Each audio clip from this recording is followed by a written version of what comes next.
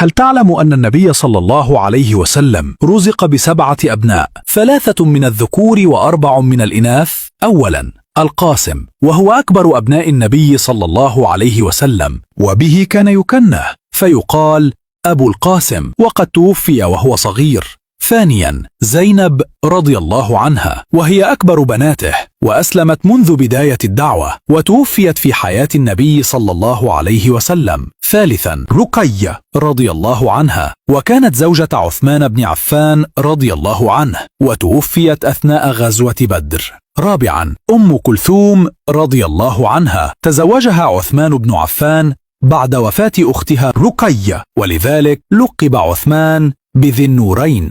خامسا فاطمة رضي الله عنها، وهي أصغر بنات النبي صلى الله عليه وسلم وأحبهن إليه، وكانت أول أهله لحوقا به بعد وفاته، وتوفيت بعده ب6 أشهر. سادسا عبد الله، ويلقب بالطيب والطاهر، وتوفي وهو صغير. سابعا إبراهيم، وهو ابن النبي صلى الله عليه وسلم من مارية القبطية، وتوفي وهو رضيع، فحزن عليه النبي صلى الله عليه وسلم وقال: إن العين تدمع والقلب يحزن، ولا نقول إلا ما يرضي ربنا، وإنا بفراقك يا إبراهيم لمحزونون.